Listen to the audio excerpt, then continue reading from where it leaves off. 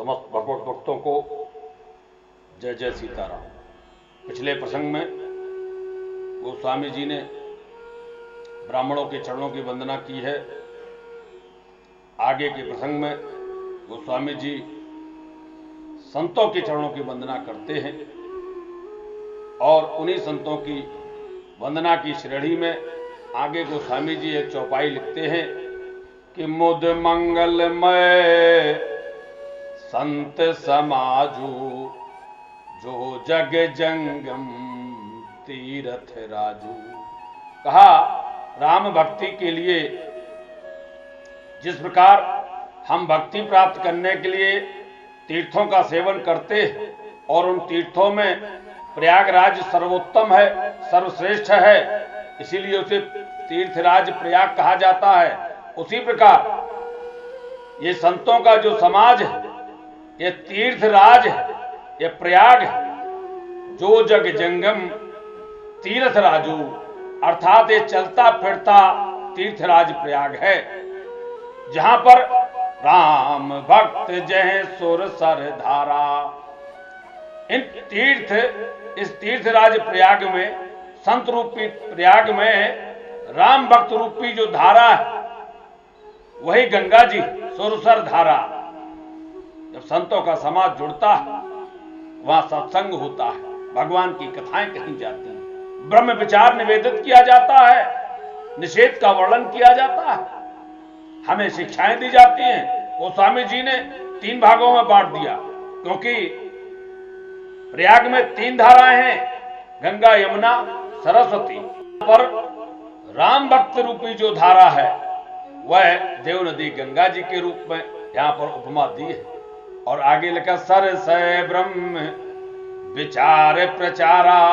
जो संतों के समाज में ब्रह्म विचार होता है, वेदों के तत्व, ज्ञान के तत्व, तत्व ज्ञानी जो ऋषि मुनि हैं, तत्व विचार करते हैं, वही मां सरस्वती की धारा है। विधि निषेधमय कलमल हरणी, कर्म कथा रवे नंदन वरणी।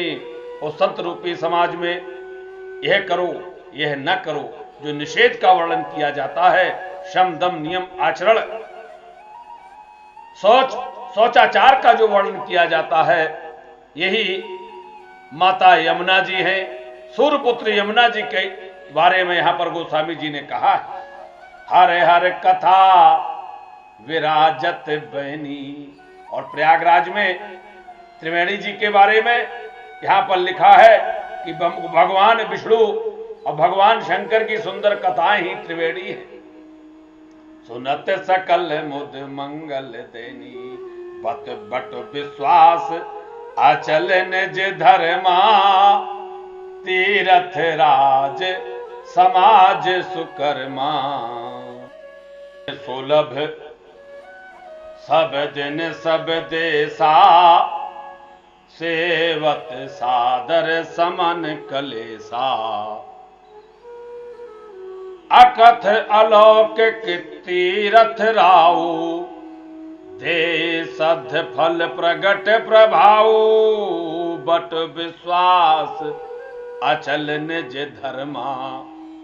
तीरथ राज समाज सुकर्मा।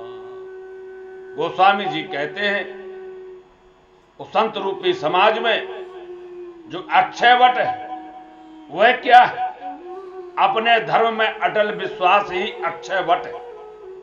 हम अक्षयवट के दर्शन करने प्रयागराज में जाते हैं, वही तीर्थराज है, वह शुभ कर्म ही उस तीर्थराज समाज का परकर है। और अक्षयवट है वह विश्वास का प्रतीक है, और इसको हमें विशेष तौर पर ध्यान देना चाहिए। हम लोग अपने धर्म में अटल विश्वास रखें, ये मानस कहती है। गीता में भी कहा गया, स्वधर्मे निधनम श्रेया पर धर्मो भयावह। अपने धर्म में मरना भी श्रेष्ठ होता है और दूसरे धर्म में जीना भी भय को देने वाला होता है। अर्थात अच्छी प्रकार आचरण में लाए हुए दूसरे के धर्म के गुण रहित भी अपना धर्म अति उत्तम कहा गया है। इसीलिए अपने धर्म में अटल विश्वास रखना चाहिए। यह मानस भी कहती है, यह गीता भी कहती है, अपने धर्म में अटल विश्वास ही अक्षयवट है। और यह कहां से प्राप्त होता है? यह संत रूपी समाज में प्राप्त होता है। और आगे की चौपाई में जो लिखा है, सुबह सबय सुलभ सब दिन सब देसा, ये संत रूपी समाज हमें सभी दिन सभी समय उपलब्ध रहता है। हम कभी भी इसका सेवन कर सकते हैं। यह अकथ अलौकिक है, अकथनीय है, इसे कहा नहीं जा सकता। इसका प्रभाव अलौकिक है, इसलिए हमें संत रूपी समाज का सेवन करना चाहिए। यही तीर्थराज प्रयाग है, इसमें स्नान करना चाहिए और भक्त रूपी गंगा जी में और ब्रह्म विचार रूपी सरस्वती में और निषेध रूपी यमुना जी में हमें स्नान करना चाहिए। ये संतों के द्वारा हमें प्राप्त हो सकता है। सोने समुझे जन मुदित मन मज्जय अति अनुराग, लहे चार फल अछत तनु साधु समाज प्रयाग। गोस्वामी जी कहते हैं साधु रूपी समाज जो प्रयाग है, इसमें हमें चारों फल धर्म अर्थ काम मोक्ष सहज ही प्राप्त हो जाते हैं। जो इसमें प्रेम पूर्वक गोता लगाते हैं, मज्जन पग फल फेंके तत्काला। इस तीर्थराज में स्नान का फल तत्काल मिलता है। तत्काल, जैसे रेलवे में तत्काल टिकट मिलता है, वैसे ही संत रूपी समाज में स्नान करने से तत्काल फल प्राप्त हो जाता है। का कहो है पिक बकऊ मराला। और सुंदर बात कही है, इसमें स्नान करने से क्या होता है? लोग कहते हैं कौआ कोयल नहीं बन सकता, परंतु ये संत समाज का प्रभाव ऐसा है कि गोस्वामी जी लिखते हैं काक होए पिक बकऊ मराला। कौवे कोयल बनने की क्षमता रखते हैं जब संत के समाज का सेवन करते हैं, और बगुले हंस बन सकते हैं। और इस पर आश्चर्य नहीं करना चाहिए। सुन आचरज करे जन कोई, सतसंगत मह मान गोई। और गोस्वामी जी ने इसीलिए लिखा कि जब हम ये लिखेंगे कि कौवे कोयल बन सकते हैं तो संसार के लोग विश्वास नहीं करेंगे। बगुला कहीं हंस बन सकता है, परंतु गोस्वामी जी कहते हैं कि सत्संग की महिमा सब कोई जानते हैं, महात्माओं की संगत क्या होती है, इसलिए इस पर आश्चर्य नहीं करना चाहिए। कौआ अवश्य कोयल बन सकता है और बगुला अवश्य ही हंस की गति प्राप्त कर सकता है। और अगर आपको विश्वास नहीं तो गोस्वामी जी ने आके उद्धरण लिखा। क्या लिखा कि वाल्मीकि नारद घट जोनी, निज निज मुखन कही निज होनी। और जलचर थलचर नभचर नाना, जे जड़ चेतन जीव जहाना। अगर विश्वास नहीं है तो वाल्मीकि जी ने अपने बारे में जो कहा है उसे ध्यान से सुन लो।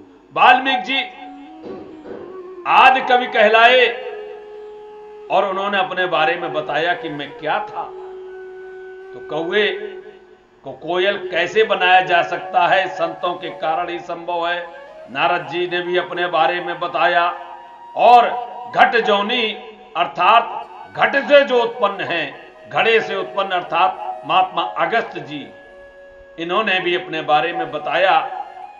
अगस्त जी ने भी अपने बारे में बताया कि किस प्रकार वो घड़े से उत्पन्न हुए। कहां कुंभज, कहां सिंधु अपारा, समय पयोध अपारा, कहां तो घड़ा और कहां अपार समुद्र। और इन्हीं अगस्त जी ने उसे अंजलि में भर के पी लिया था। ये प्रभाव किसका था? यह संतों के संग का ही प्रभाव था।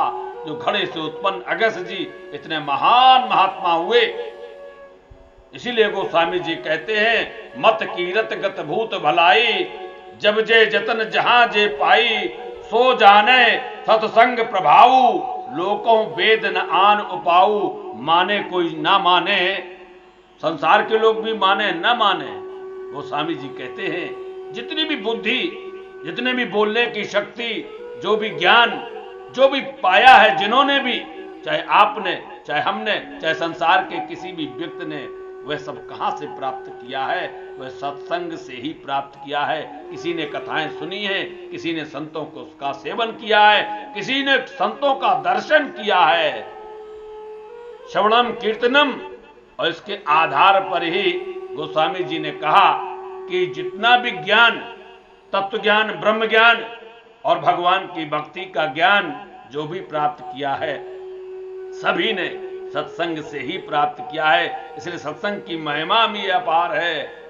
सत्संग की महिमा अनुपम है। दीन दयाल विरधु संभारी, हरहु नाथ मम संकट भारी। और सत्संग की महिमा इतनी ही नहीं है, और अधिक है।